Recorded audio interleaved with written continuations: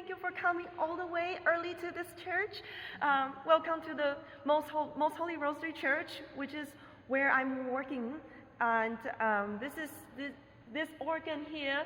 It was originally a 1938 Casavant, but it was remodeled by the Parsons Company later in 2014. My mistake.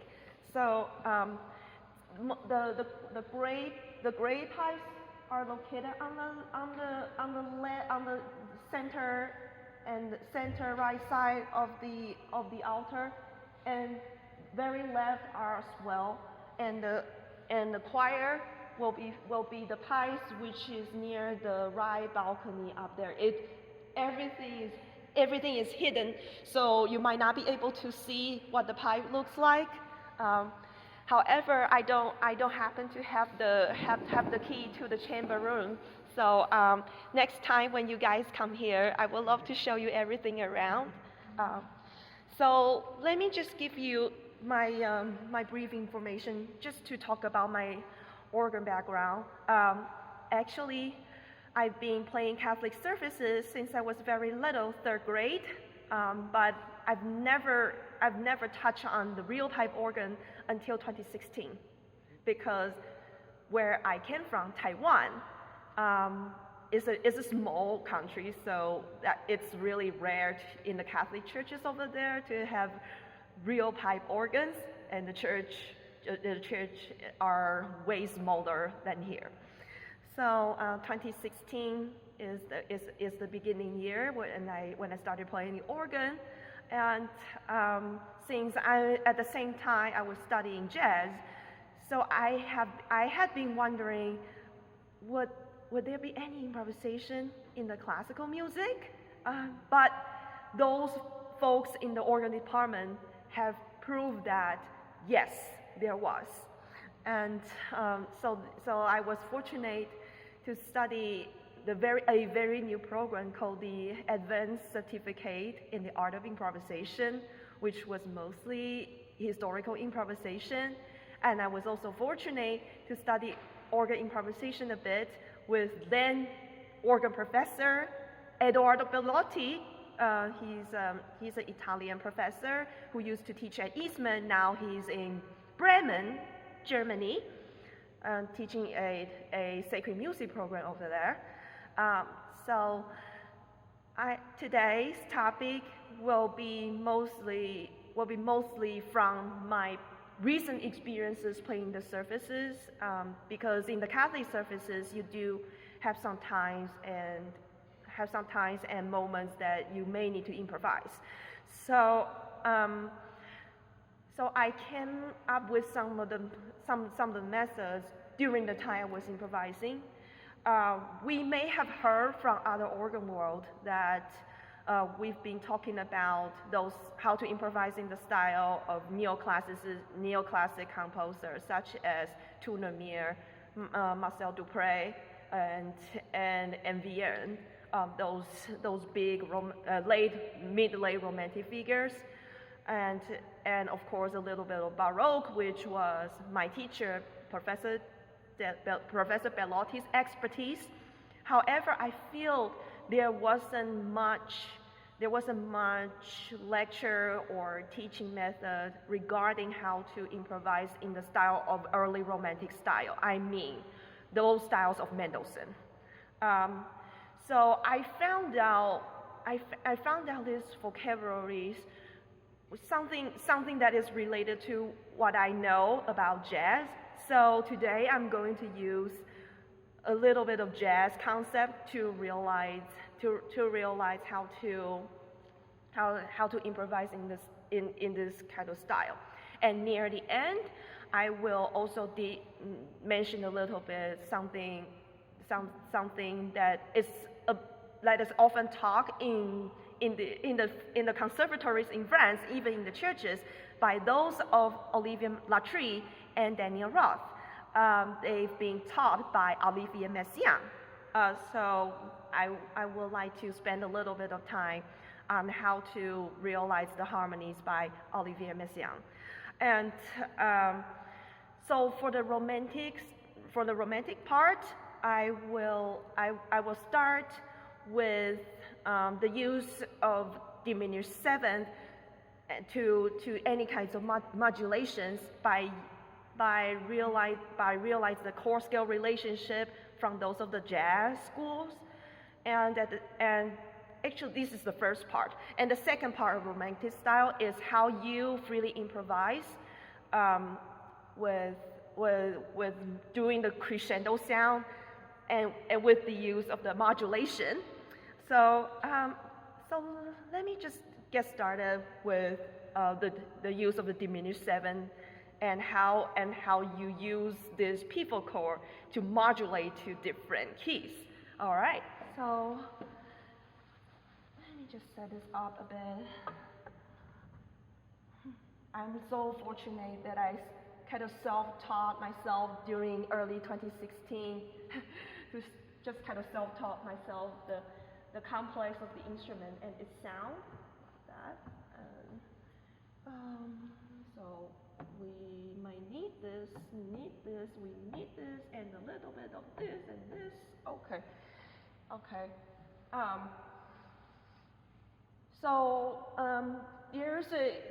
There's a scale system in terms of jazz called the major bebop system.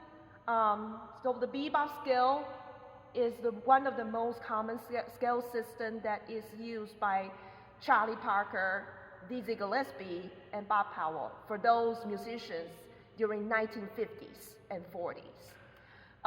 So bebop is known for its melodic virtuosity in improvisation.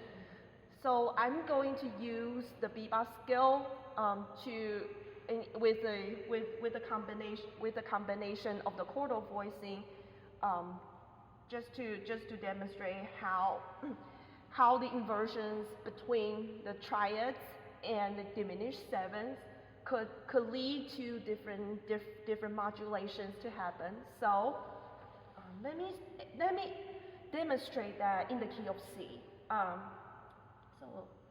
So let me just show you what the major bebop scale sounds like. So.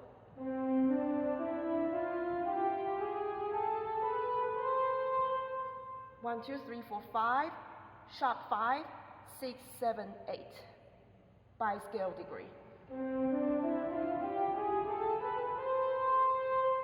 So we have this kind of scale as the top melody. So with the chords,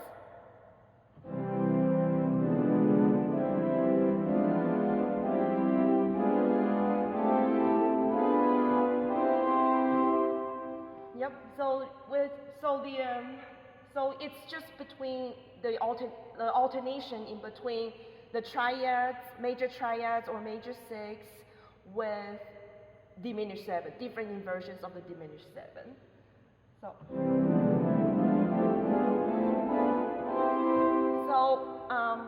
this is just one part of the systems that you can rely on how to modulate to a more remote key. So let me tell you what fully diminished seven is. So the diminished seven is a seventh chord, which you have a diminished seven on the outer voices. This is the minor seven. That's the diminished seven. That's a fully diminished seven. Well, just think of it as a chord that is spelled by minor third. Minor third, minor third, minor third. Yep, minor third. And then the good thing about the diminished seven is that it can modulate to four different key areas. So let me just explain to you how those four possibilities work. So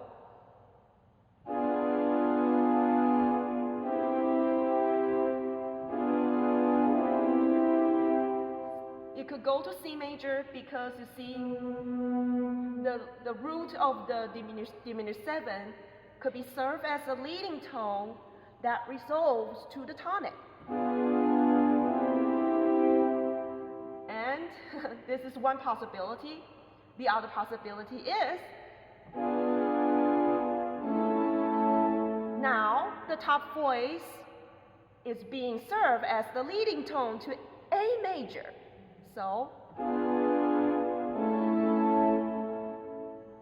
and then third possibility,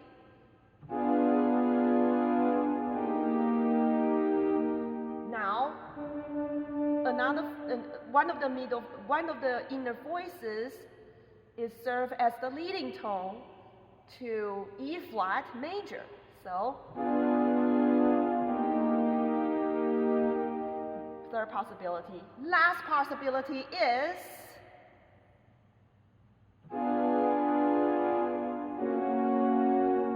now the F natural is being served as the leading tone to G flat. So each voice coming from the diminished 7th chord could be served as the leading tone to different keys. However, there's one exception.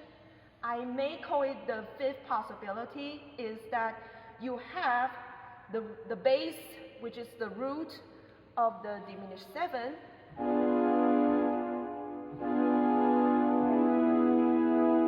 So you have the B serving as the pedal point.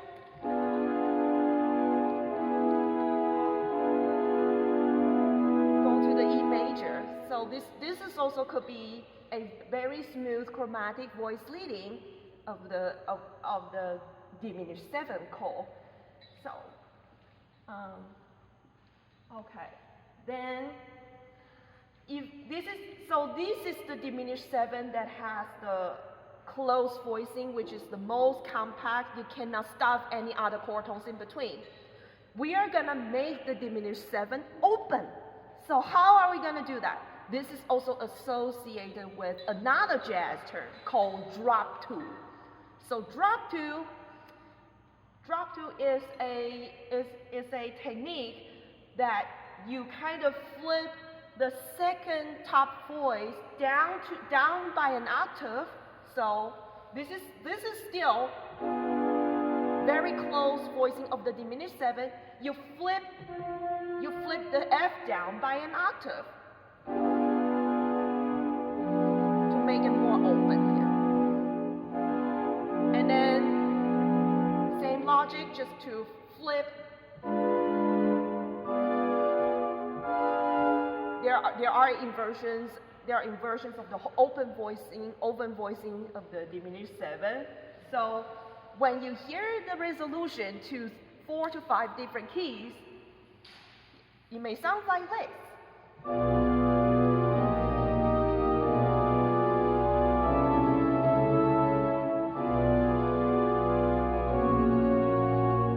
Yep. See, so it's really amazing that you could explain different kinds of voices going different ways chromatically. So this is how the diminished 7 just going different ways. Okay.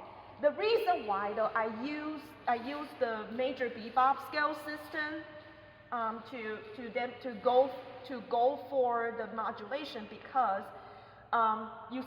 this is the way you can start. Oh, okay, now you kind of set a goal. You start the key of C.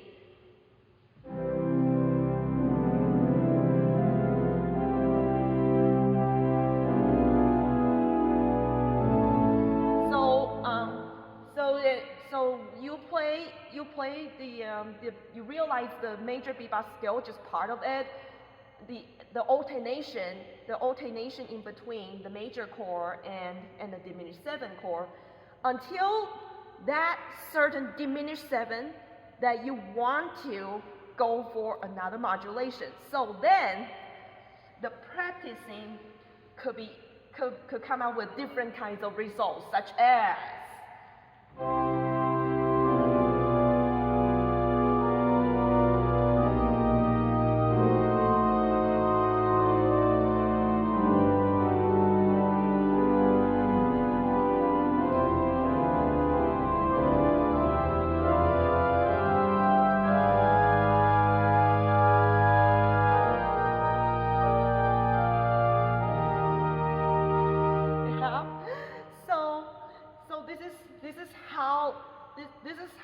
you kind of modulate just based on the model of the major bebop scale system.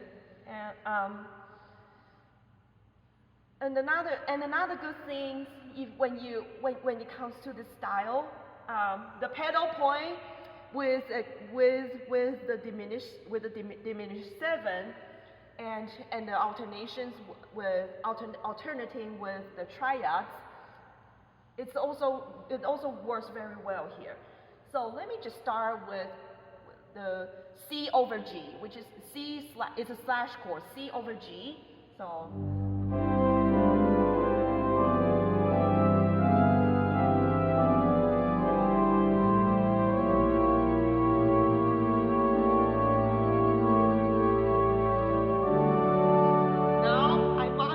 To D major. This chromaticism with a smooth bass line on the pedal is really amazing. So I know some of you who's been playing organ, so I'm intended to make this a little bit interactive. So I would encourage every one of you who can volunteer a little bit just to try out the C major bebop, and then modulate a little bit. So I know Josh and Jake, and perhaps some of you play the organ. Perhaps Josh, would you like to try a bit? Sure. Yeah, it doesn't really need like a very fancy technique of the organist. It's just how you kind of having some inspirations for improvisation. So Josh, go ahead. So first step for you is to just realize the major bebop scale in C major. So so the voicing that I play is the chorale texture, which is 2+2. And then 5-part diminished 7, doubling the octave. And then the inversion of the major and 5-part, 4, 5, 4, 5, 4, 5, 4, 5. Try it.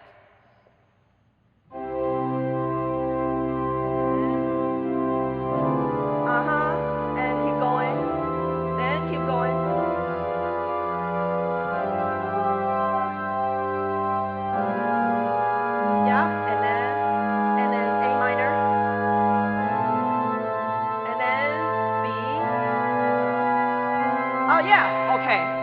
Step.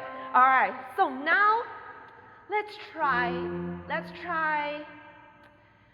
how about you start modulation with the second diminished 7, which is the inverted one, which is after the first inversion of the C major chord.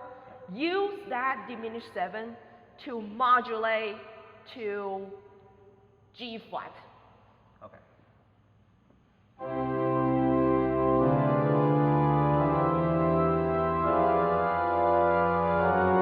Oh yes, there you go. Okay, so now let's just make a little bit more embellished.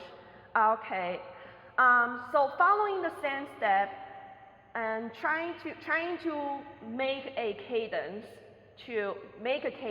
of G flat, not just directly went on to G flat, which means make a cadence from 1, 6, 4, 5, 7 to 1.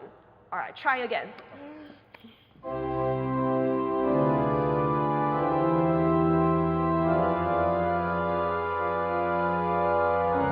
And then result to, yeah, that's it. Okay, this is the same way that I conduct my jazz piano lesson. I first introduce a concept of improvisation, and then add a bit. So we are gonna start adding spices until the taste is well balanced and good to go. Al dente.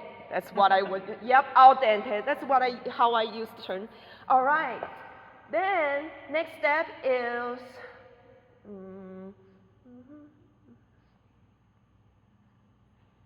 Okay, so now I believe this is a little bit of challenging step. Following those same steps, but except when you arrive at the 164, use in the key of G flat, keep the alternation in between G flat major, whatever inversions that you go, alternate with the diminished 7, and then resolve to 5, 7, and to 1. Try it.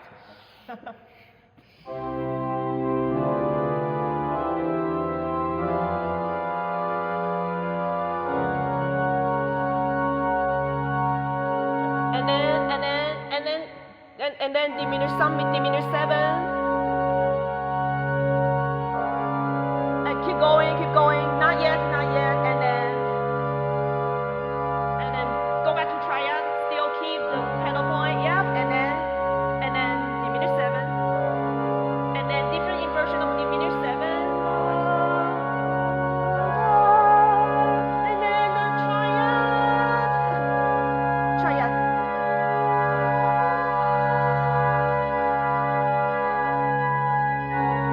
and then 5, 7, and then resolve. Yeah, that's it. Okay, now let's do something a little bit different with the bass. So now the bass doesn't have to follow the scalar pattern, just like the right hand, just like the hands. Yeah. So make the C as the pedal point while your hands are still doing the alternation, and then when you modulate to the G flat, follow that voice leading to D flat, which is the 6/4 chord of that. Try that.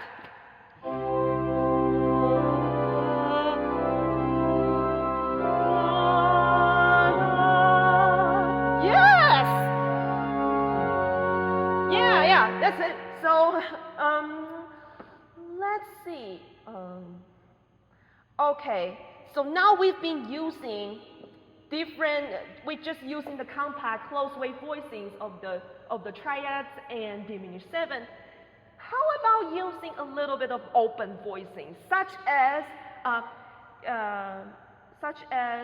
maybe in the diminished 7, maybe try to use the drop 2, such as if you flip the second top voice down an octave to make it open, and same with the other inversions of the diminished 7.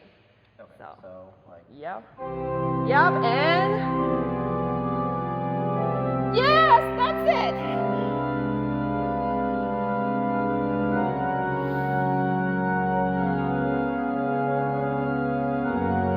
Yeah, all right. So why not use the same idea to modulate to different keys? So how about from using the same steps to modulate to E flat? Okay.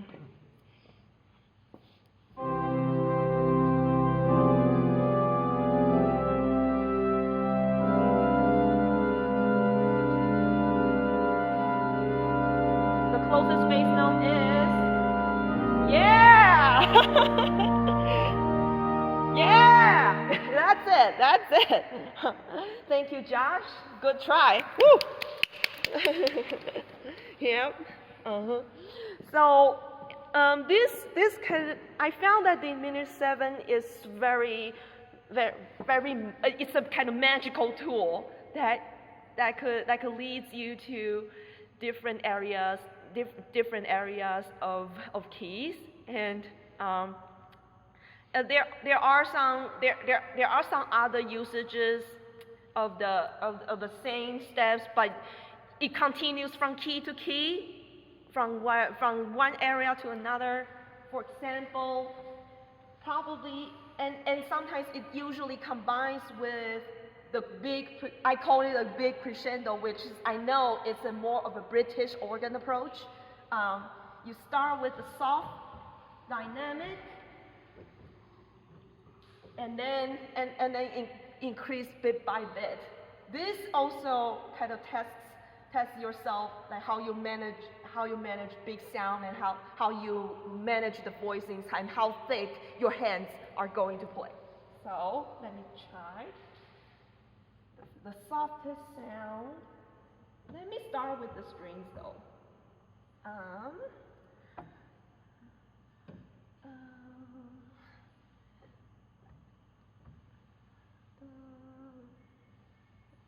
Perhaps, yeah, okay.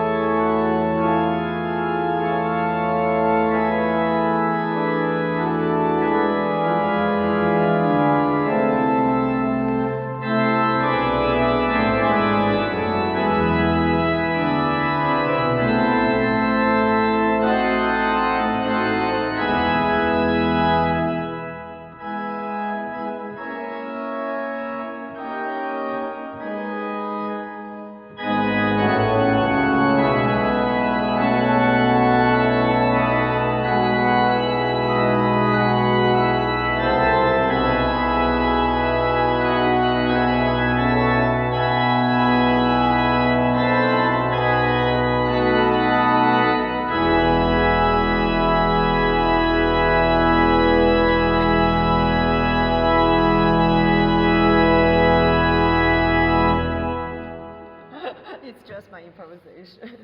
It's from C to E. And it's to me, after improvising, I just felt, oh, here's how I did that. Maybe it was my inner ear hearing something, but I'm very certain that I'm hearing a lot of things chromatic. So I kind of summarize my approach is not just the use of the diminished seven as the pivot chord to modulate everything, but also the use of the pedal, the use of the pedal point. We heard a lot of ideas of pedal points, probably during the Baroque period, but you kind of adds the color of the diminished seven, alternating with major and minor chords to make it more colorful, and the harmony sounds very fluctuated, very fluctuated at that time. So let's see, what would be the next? Oh, okay. There's a technique which is similar to the system of bebop, major bebop scale system. I think I couldn't remember who was the theorist that coined this term. It's called the omnibus scale. It was widely later used by many composers such as Widor and Max Reger, all those French and German mid-late Romantic composer. So it's a scale system that is constructed by the contrary motion. You may feel that the outer voices, the bass voice and soprano voices going kind of like opposite way, like this way.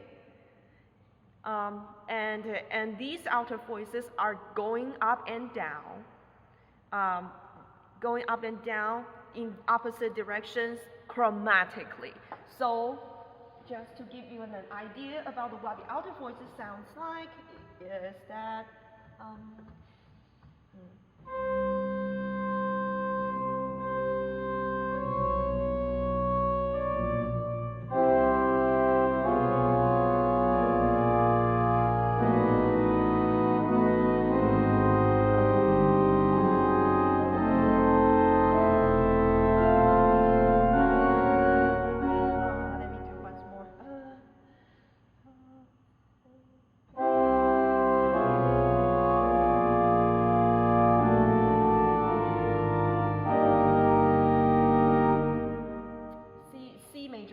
might not be a good place to start. Let me just start with E flat 7, which is the dominant 7.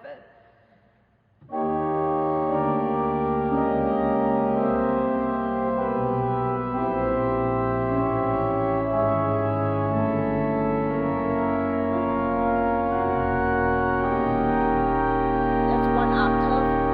So I would recommend for those who just beginning using this particular device, I would recommend you to start with E flat instead of C. Now I'm gonna play the scale the second time. Just pay attention to the motions in between the alto voices, the soprano voices, and the bass voice.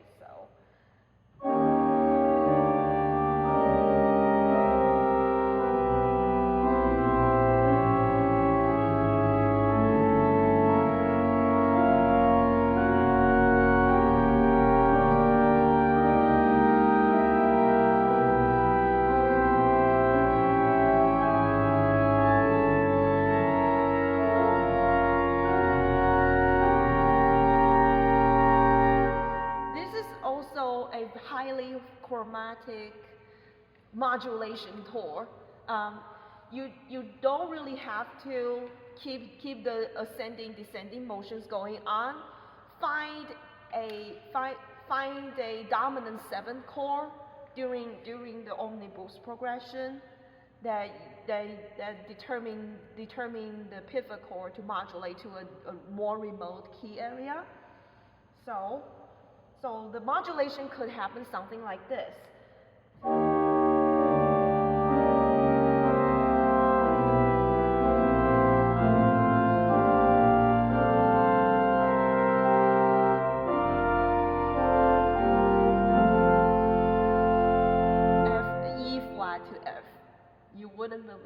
how could you make these two keys, which are a whole step from each other, to make it work?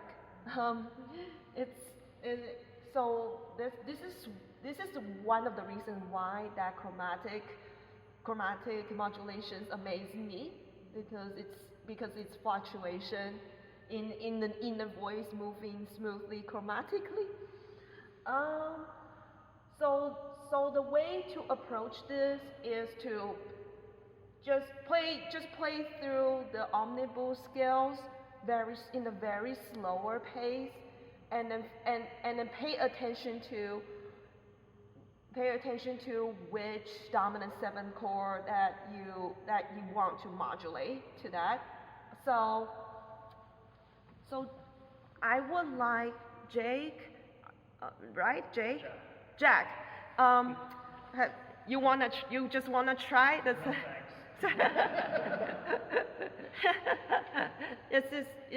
It's just a very interesting harmony language to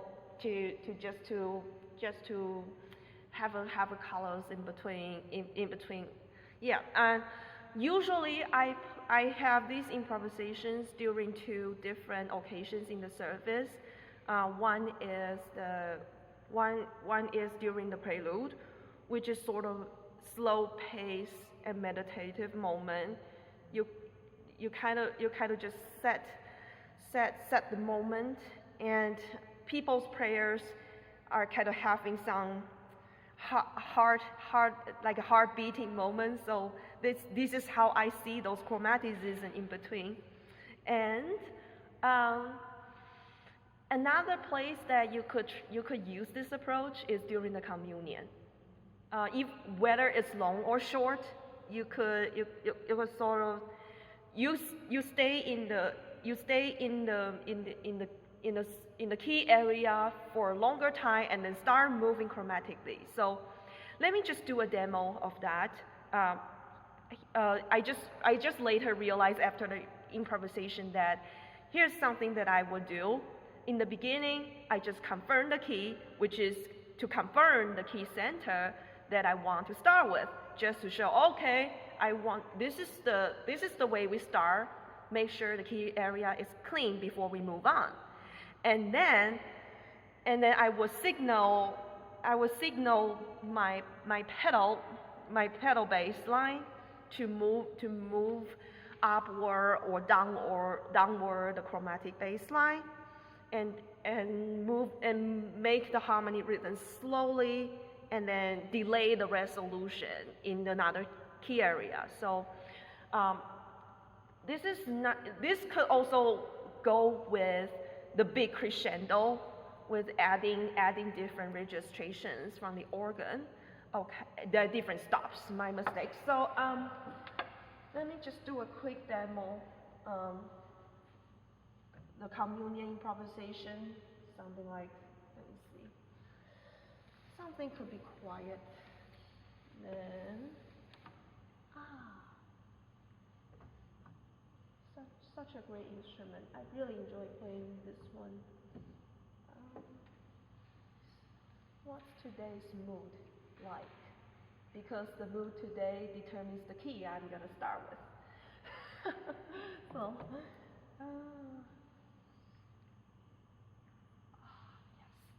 that's the mood.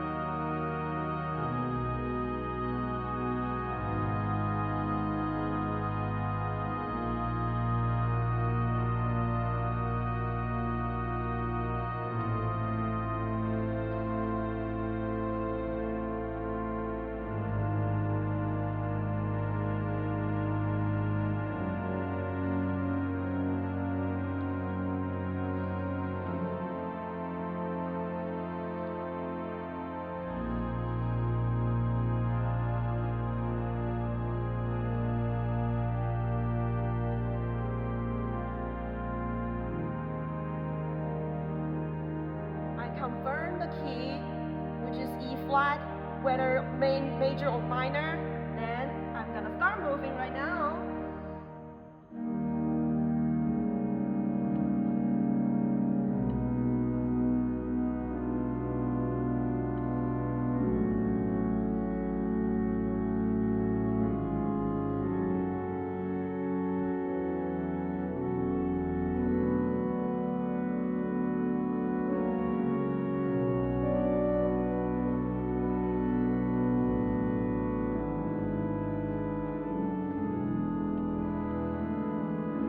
Convert another new key.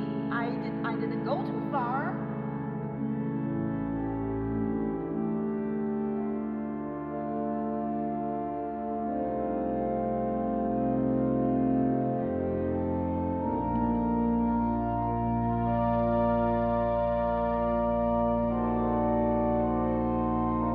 And at the same time, I move to the new key and adjusting the stops if I want to do a slight crescendo.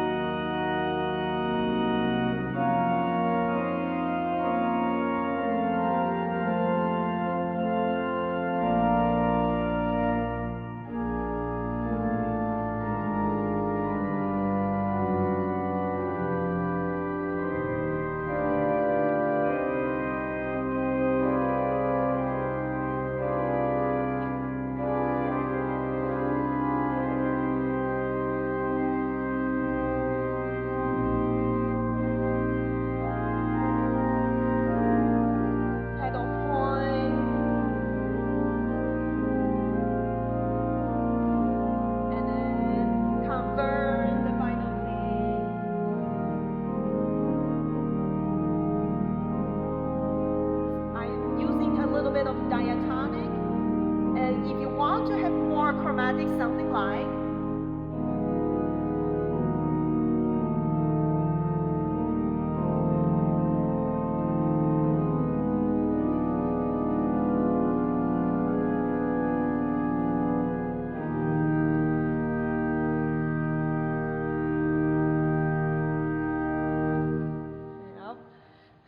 yeah, it depends on how long the it depends on how long the communion is going.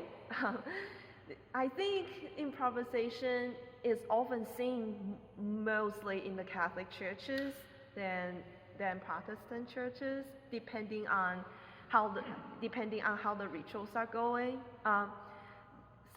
Something that I really enjoy the moment providing meditative music is through improvisations, especially during the communion, and perhaps during COVID, before a little bit of offertory during the pastor is preparing for the Eucharist, and the prelude too, just to set the mood down.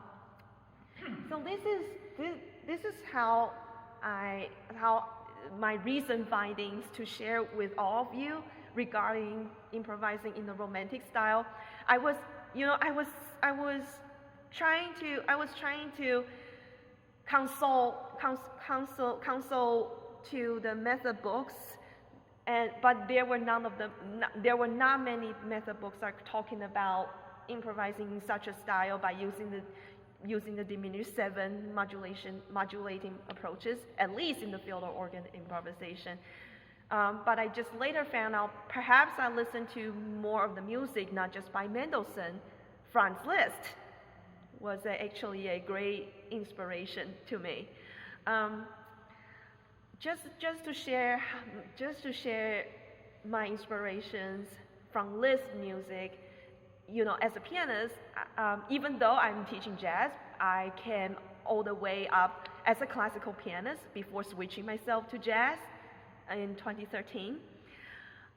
Right now, I'm working on a very large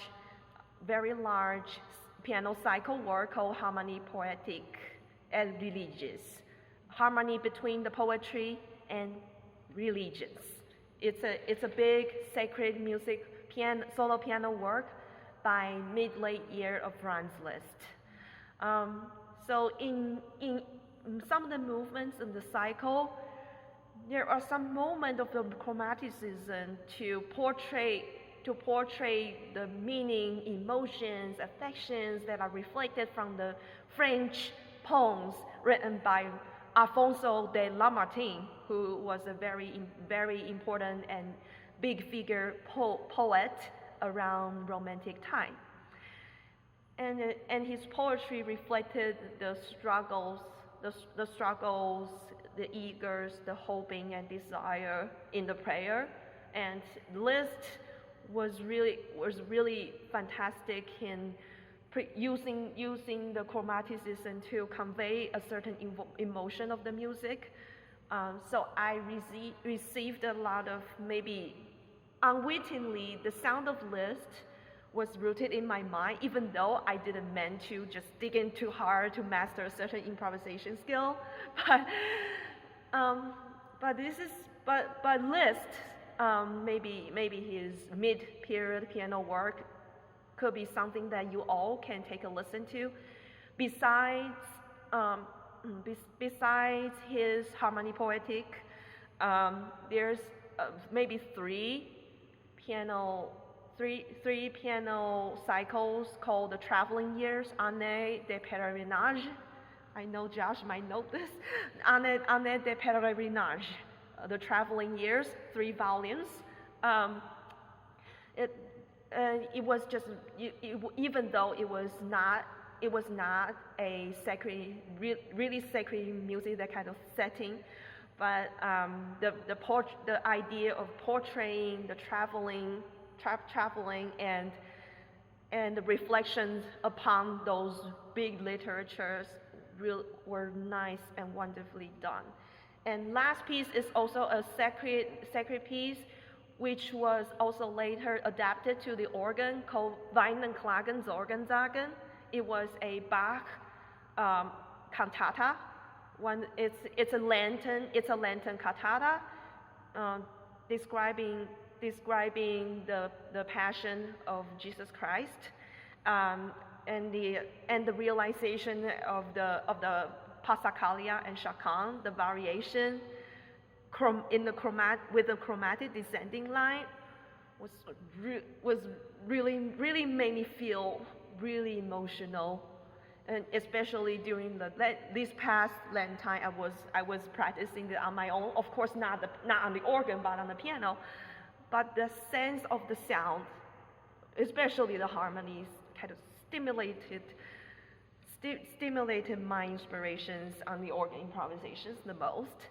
Okay, so Franz Liszt and Mendelssohn could be two big composers that mostly inspired my romantic organ improvisation language.